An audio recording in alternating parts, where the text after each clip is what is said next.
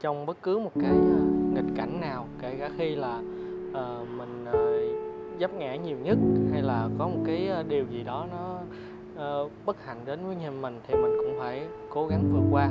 Vì có những người ta bị khuyết tật bẩm sinh, nhưng cũng có những người ta là bị một cái tai nạn gì đó mới bị khuyết tật, thì cũng phải cố gắng lên, phải nhìn vào những cái tấm gương đi trước mà noi theo để mình không trở thành gánh nặng cho xã hội cũng như gia đình.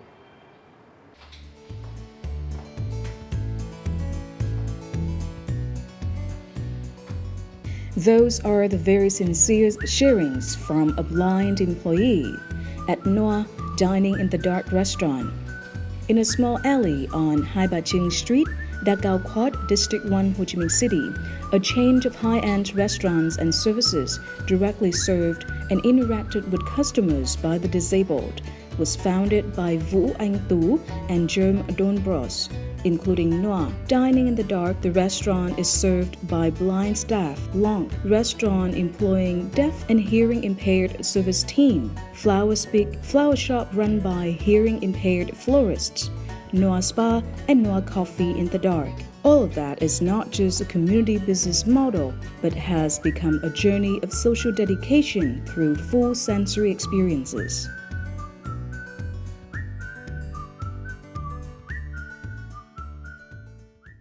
Welcome to Sharing Vietnam on VTC 10 and Viet channel. Today, we would like to introduce to you Mr. Doornbos, the co-founder of the Journey of the Senses, a chain of restaurants and high-class service where the blind directly interact and serve the customers. Thank you for joining us today. Thank you very much for asking. Is Dining in the Dark the beginning of our Journey of the Senses? Yes, actually it is. We started with the Dining in the Dark restaurant in 2014, 10 October 2014. So we started with Noir Dining in the Dark first, and at the time we did not really know that we would have eventually so many projects. But my partner Tu and I, we started in 2014 with Dining in the Dark first. Dining in the dark is nothing really new in the world. In Vietnam it is, we're the one and only. But in the world there's more dining in the dark restaurants. But it's not a chain. All of those restaurants are totally different from one another. It started originally in Switzerland in 1999, and since then quite a few of these restaurants open up, mainly in Europe. But there's a few here in Asia as well. And we went to one of those, and that gave us the idea to start in Vietnam. At the time, it was not available, so I'm very happy that we did. And it's a very interesting concept. For our guests, they eat in the dark. You don't see anything. You cannot even see the hand in front of your face. It's so dark that you don't see anything. So therefore, when you're eating your meal, you will be much more focused on taste and smell. So for the guests, it's a very unique experience. But for our staff, for our blind and visually impaired service staff, it's job opportunities at the same time. Unfortunately, there is about 90% unemployment rate for blind and visually impaired people in Vietnam. Yes. Very high stigma, very low awareness, so it's very hard for them to find proper jobs. But they can do a lot. And that is why we wanted to give them a job in a restaurant. And when you put then the blind staff and the sighted guests in the same room, and the blind staff are serving our guests, it does create awareness as well for our guests, so they understand better how capable the blind people actually are. Yes. So how about the idea of the Journey of the Senses? Yes, so we started with the restaurant Dining in the Dark first, and then in the lounge of the restaurant we already started hiring some deaf and hearing impaired staff to help with the service of drinks and to do some extra assistance in the lighted part of the restaurant, the lit part of the restaurant. But then we had still some space in the restaurant available for a second restaurant, and we always wanted to do something more. So then we thought that it would be nice for the deaf and hearing impaired staff to have their own restaurant, and that became Blanc restaurant. So Noir means black in French, yes, and Blanc means white. And the location of our restaurant is an old French house, old French villa, so we thought it would be nice to taken then a French name. But then we started with Blanc restaurant, and then that is in the light, so guests can see what they're eating. Yes. But then we ask our guests to communicate and order their meals in sign language. Oh yes, Yeah, with the in gestures. Yeah, in sign language. So that's the language of the deaf people themselves. So we're going to ask the guests to order their meal, for instance, chicken Yes. or fish. Yes. Yeah. So we don't speak inside the restaurant. No, you can speak with each other. We're not going to ask you not to speak. Of course, dining is still very much about sharing. Like you want to have a good time, you want to laugh, you want to exchange your stories. That's totally fine. But it's just that you need to communicate with the staff in their language, in sign language. Yeah. So we have pictograms in the menu. There's a little guidebook at the table to assist you with the sign language. Yeah. And that's very, yeah, then we have also again interaction. So in Dining in the Dark we have interaction with the blind staff, but now in Blanc restaurant we have then interaction with the deaf staff. So you're actually suddenly dependent on them, and suddenly you need to learn their language, where normally in society they're very much dependent on other people, but now actually we make you as a hearing person dependent on the deaf staff. And then we continue with 2 more projects. Last year we opened a flower shop, La Oh, Hoa. a flower shop? Yeah, La Hoa Flower Speak. So that is a flower shop where we have deaf florists. And we're going to make little greeting cards not in a traditional handwritten way, but in video clips with sign language. So if you have a personal message but you want to send along with the flowers, we'll make a little video clip in sign language. It's super creative. Yeah, and you can scan it with a QR code, so that is then the idea. And we started last year as well with Noir Spa, and in the spa we offer massage services by a team of blind and visually impaired massage therapists. In Vietnam, the unemployment rate for the blind and the hearing impaired is up to 94%, and in Ho Chi Minh City, the number reached to 4,000 people. Although it is not something too big, but Germ and Tu have joined hands to contribute to creating jobs for the disabled community here. Thanks to the job, they can be financially independent, reduce the economic burden on their families, and have the right to decide their own lives. Dạ, thì giới thiệu với chị nha.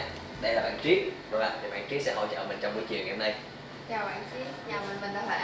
Chào chị Huệ nhé. Rồi bây giờ chị vui lòng đặt hai tên của em và em sẽ chị.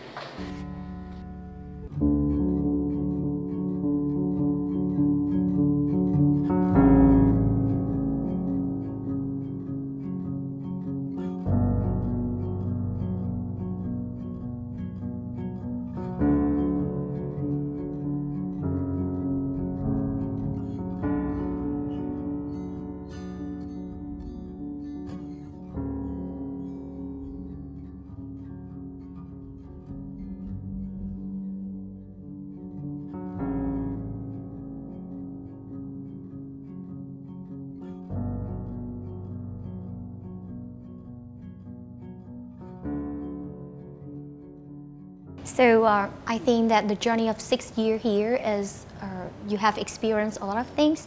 So Yes. can you share with us about the difficulties that you have encountered along the way? Right. It is. A lot of people ask us, like, what is it difficult to do a business like this? I think any type of business has its difficulties. You need to. I mean, yeah, it's never easy, and of course we make it not easy for ourselves by doing a concept that has never done before, and none of us worked with deaf and blind people before, so it is suddenly very new for all of us. But that makes it actually very exciting, and everybody is very interested in learning new things. Experience? Yes, exactly. So therefore it is actually not so difficult. Also for our blind and deaf staff, for most of them it is the first job they ever have. So they're very excited themselves as well. None of them have experience, no knowledge in hospitality, I mean. But then they're very excited because now they are in a situation where they can show how capable They are. And that makes it then very, very excited for our guests they are very and for our enthusiastic exactly, with exactly. what you do. Yeah. So that is then not very difficult, but sometimes it's a bit difficult to convince people that we are not like a gimmick or like a novelty. That's why we really want to focus on a restaurant experience or a real spa experience.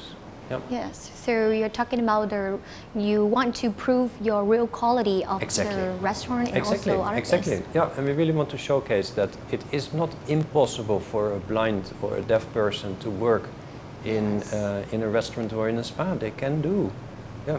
We always focus so much on what you can't do. If you can't see, well, it will be hard for us because we're very dependent on sight. But if you can't see, you still have 4 senses left, and they heighten a lot. And therefore, a blind person can do a lot of things, actually way better than we can. It's just that we don't really focus on that because we normally don't think about that.